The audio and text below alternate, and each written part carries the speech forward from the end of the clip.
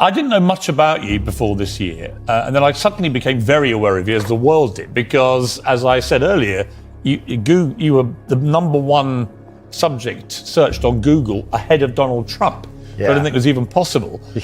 Why did you get suddenly so popular / infamous, do you think? I exploded.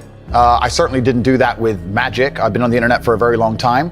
I think in the world we live in now, as the other side, the people who disagree with me, as they get more and more tyrannical in their censorships and their hate mobs, etc., as standard masculine practices are deemed toxic, I didn't put a magic spell on everybody. I managed to accumulate a large amount of affinity with the male populace across the Western world, because I'm simply saying things that many men believe, think, and feel. When I've gone over everything that's been at the center of the debate about Andrew Tate, I come down with Joe Rogan in the sense that there's a lot of stuff you say I agree with. I've got 3 sons in their 20s. It's not easy actually being a young male in the modern world. And I think a lot of the things that you say about that can resonate with them. The problem comes with the, 10, 20% or whatever of your output, which on the face of it appears to be blatant misogyny. And when you couple that with your massive influence and huge reach, that is why the social media companies have decided to effectively cancel you. I don't believe in cancellation. I don't believe in censorship particularly. That's why I've invited you to come on the show. But I do think a lot of the things you've said are blatant misogyny. Do you accept that? So you made a very interesting point there. You just said on the face of it appeared to be blatantly misogynistic. I understand that on the face of some of the long format content I've made, if you're going to take a few seconds out of hours, chop it up, put it all over social media, accompanied with my massive fame, then things can absolutely not be taken out of context. I do not hate women in any regard. I have no negative relationship with women. No women have come forward saying I've hurt them. I have no criminal record for hurting women. There's no way I can be seen as the face or the devil in regards to how men treat women on the planet. I'm absolutely and utterly the opposite. I believe in protecting and providing. I've been misunderstood. There's been large contingents of people who have tried very hard to purport lies about me. And the truth of the matter is, I've been producing content for a very long time. Hours and hours of videos been cut down to 2 or 3 seconds of clip. Those clips have gone viral and people misunderstand me. So you said this about Me Too stroke. This is probably 40% of the reason I moved to Romania. In Eastern Europe, none of this garbage flies. You go to the police and say he raped me back in 1988. They'll say, well, you should have done something about it back then. Yeah, so the point I was making was obviously at the height of the Me Too scandal, and also if we look at Amber Heard and Johnny Depp, there's been a lot of high-profile cases where men have been accused of things they did not do without evidence, and their lives have been completely and utterly destroyed. Right. When I say these things, people sit and say that, oh, he hates women. I don't hate women. I think it's disgusting. I would take a stronger stance on than the British government. I think these people should face the death penalty. But to sit and say that women without evidence can go forward and just make up accusations against men, even though they've been repeatedly proven to destroy men's lives at will, is absolutely and utterly. What about a woman who was raped back in 1988 and goes to the police? Then the man should face absolute and complete justice. But do you understand that when that clip appears on TikTok as a clip, and all right, as a clip, completely. Okay, but it's still something that came out of your mouth. Do you accept that when that appears on TikTok, a lot of young, maybe not as smart as you, young men, right, impressionable teenagers, will read that and go, what's he saying here? Is he saying that doesn't exist? No, I completely. I'm not going to sit here as a professional and say that I can't be taken out of context. What I will say is that one small sentence you've taken was from a 1-hour video where I explained that, of course, it's disgusting. Of course, everybody should be punished for their crimes regardless of when they happen. But people are not perfect, male and female. And if you give women the opportunity to destroy men's lives without evidence, there's going to be a contingent of women who will do that. I've seen a quote from you, and you can tell me what you feel here about this. Sure. You talk about people don't want to see men dressed up in dresses, transgender. That's not exactly what I said. What did you say? I said the reason I am so popular and I'm so famous is that there's a large contingent of men who don't want to wear makeup, who still want to make money, go to the gym, be strong, drive a fast car, be traditionally masculine, and don't want to be shamed for that, and they don't want to be called toxic for that. That is the reason I'm so massively famous. So you support transgender people? Sure, why not? Exactly, yeah. So, but my point is, as a whole, you're saying that I'm saying I don't want to see men in dresses. I'm saying no. You support gay people? Sure. Yeah. I'm saying there's a large contingent of men in the world who like the idea of the traditional masculine view of the world, who feel happy when they watch 80s action heroes with big muscles and they run around. And there's nothing toxically masculine about having a fast car and a beautiful girlfriend and making a bunch of money. And Nothing at all. Absolutely. And those are the people who are my fans. What do you believe about depression? Do you believe depression is a real thing? I believe that feeling depressed is real. I don't believe depression as a clinical disease is real. No. Really? Correct. You don't believe people can be clinically depressed? I think PTSD is very real. Unfortunately, I have some friends who suffer from that. I know that feeling depressed is real. I believe that the number one power you have against these things are trying to take control of your own mind and affecting your own life. I believe that it's not healthy to hand over all your power and believe that depression is an outside disease that you can't affect. I know that when I've had difficult periods in my life, and also many of my friends, like I've said, suffered from PTSD and been through terrible things. I've lived a very difficult life, and I know people who have, that the things that made them feel better is when they woke up and said, you know what, I'm not going to allow this to damage me anymore. I'm going to take responsibility. I'm going to get up and I'm going to fight this as hard as I can. Right, and by the way, on that, I agree. It's a proven scientific medical reality. There's a different argument about have we gone a bit too soft, right, in schools and all the rest of it. Absolutely. Do I think some people moan and whine too much about their lot in life?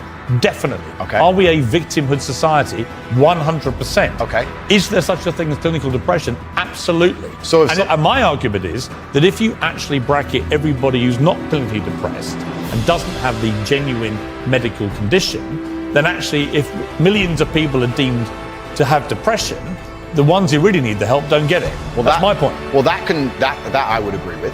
You're right. I think it's certainly an overused term. But you don't accept there is such a thing as clinical depression. No, I don't. And that to me is a damaging view. Okay. Well, let me explain why. If someone comes to me and says I'm clinically depressed or I feel very, very sad, I would say the first thing you need to do is stop accepting the identity of a clinically depressed person. Stop accepting you have no control over this. And what you need to do is stop identifying that way, and let's work together to try and fight against it. The thousands of people who have emailed me saying, my doctor told me I was clinically depressed and it's a disease that I have got in my brain and I can't be fixed. And I started listening to you and I realized that that's not the case and I can fix my own life and you're the only person who has ever helped me. It's not ludicrous. It is. It's not. If you said to me, we're in a victimhood society, it's got to stop, I'm with you. Okay. But the moment you try and deny clinical depression. I believe feeling depressed is real. I do not believe it's a disease that you catch from the sky and you cannot affect. I believe that no matter what happens, I believe you have control of your own mind and you can fight against it. I believe if you change your circumstances in your life, you may feel different. I'll give you a quick example. I had a guy who emailed me saying he was clinically depressed and he was going to kill himself. I obviously am not a psychiatrist, I'm not a doctor. I told him, because I replied to my emails. I said, have you been to a psychiatrist? He said, yes, I'm clinically depressed. I've been on these pills, this amount of time. I'm on antidepressants, it doesn't work. I said, I don't know what to say to you besides this. And he said he lost his girlfriend. That's why I became clinically depressed. I said, listen, go to the gym, get a six-pack first. Once you've got a six-pack, email me again. If you still feel like killing yourself, I don't know what else to say to you. But I'd say, strong body is a strong mind, go train. He went, he started sending me progress pictures, emailing me him getting in better shape, and eventually got a six-pack. He's now a professional bodybuilder. And he said, I can't believe I was considering that. I feel so much better, etc. The doctor who was telling him he was clinically depressed and couldn't cure it, he started taking control of his own life, and now he felt better. Your rants in public to tens of millions of people denying something because this guy writes to you and says he had it and you cured it. And I think that's a dangerous mindset, Andrew. That's fine. And that's where you don't have a responsible view of your influence over people. Disagree. It's very responsible because I'm saving people's lives. I disagree that if you feel depressed, I disagree that you cannot affect it and change your life and take control and fix yourself and feel happier. I disagree with that. Do you think I refuse to accept that there are people out there who cannot become happy, contented individuals. I refuse to accept we live in a world where God has created people who, no matter how hard they work and how good their life becomes, can't be happy. I don't accept that. I accept that the universe is a very giving place and that God loves all of us. And if you try your best and you work hard, you can become a better person. And I also will argue with you, and I'll counter the point that you sitting here on your platform telling people they have clinical depression, there's nothing they can do about it, is far more dangerous. Okay, well then, if they have clinical depression... Why do you misquote me? No, because you're saying... You hate being misquoted. No, you're saying if people have clinical depression, I never said there's nothing to do about it. They go to a doctor and they get diagnosed and they get help. Then I would argue the point that if it's the complete opposite of what you just said I said. I would argue the point that if somebody has depression of any kind, whether it's clinical, whether it exists or not, whether they feel depressed or not, whatever, that taking control of their life, taking personal responsibility and working hard is always going to be the positive, best thing they can possibly do for their life going forward. How positive is it? So sitting here saying, I don't believe in clinical depression, you don't believe in depression. No, I don't. I believe that people can take control and fight against things. Right. I believe in personal sovereignty. Should young men, though, all aspire to be like you? Should young men aspire to work very hard, have no criminal record, become multimillionaires, protect and provide for the women close to them, be sovereign so they can stand up and have their own points of view in face of cancellation, be able to not be mentally intimidated when they go on national TV and there's traps set up for them? Yeah, I believe that confident, strong men who stand up and protect and provide for women are a good thing for the world and a good force for the world. And I don't think that I put a magic spell on anybody. I think there's a whole bunch of men in the world who understands my value. And if men grow up to be like me, you're gonna have a whole bunch of people with no criminal record, dedicated athletes, who protect and provide for the people close to them, are fantastic for the economy. And I'm certainly not the worst influence out here, Piers. You have Lil Nas twerking on the devil on music videos, which our children are digesting. You have drill artists singing about stabbing people to death in the middle of a knife crime epidemic. You have rabid psychopaths on whether the right or the left announcing violence on the other side. You have all these insanities in the world. And because I sit here and say, yeah, perhaps. Now you've laid it out and it offended you, I understand. I didn't say it offended you. Okay, cool. I just read you the things. You read things that you say they could be offensive and some people are offended. Well, some people definitely were offended. Absolutely. That's fine. And honestly, I think some of the things you said were genuinely offensive and misogynist. Okay, so they offended you. And like I said earlier, so they offended you, which is fine. I said they offended you, you interrupted me, and now you're saying they offended you, which is fine. But the point I'm trying to make is this: I'm not the devil. There are certainly worse people than me, and they exist. And I'm saying that my core tenets for the people who don't understand me are self-accountability, so I'm accountable for everything I've ever said. My core tenets are responsibility, so I'm responsible for everything I've said. My core tenets are traditional masculinity to a degree, which involves protecting and providing for women. And I'll make another point here that needs to be said. The number of women who have stood up and stuck up for me is ignored. Thousands of women are making videos saying, I've met Andrew Tate, he's such a nice guy. I wish I had a man like Andrew Tate who felt responsible to protect and provide for me. You know what? I do belong to my husband, that's why I married him and I love him. We ignore the thousands of women who stood up and stood by me and said everything I said is true. I simply ask you this. What has come clear to me in the interview is that a lot of things you say you wouldn't say now that you've said before. But I'd say them differently, perhaps. Yeah, right. So to me, that's an acceptance. Not just that you want to get back on platforms, because maybe that was one of the reasons you were no platform, but that you've recognized and understood the potential harm to the wrong kind of impressionable mind by some of the things you've said. Would that be fair? I think that's 80% fair. I recognize and understand that with massive fame, you have to be more careful about being misconstrued. Like I said earlier, 1% of people misunderstanding you doesn't matter with a small audience. It matters with a very large audience. With power comes responsibility. I still believe the things I say. I do not want to be a negative force for the world. I also understand that I am a man who's lived a very difficult, nuanced life, and I am capable of making nuanced points that may be misunderstood by teenagers. However, that can be said about anybody and everything. Every opinion online can be misunderstood by children. Trying to protect children from the internet is a very interesting subject in and of itself, because I would argue that 80% of the content on the internet can be negative or detrimental to a young mind that doesn't understand the world. Yeah. I'd argue that all of it.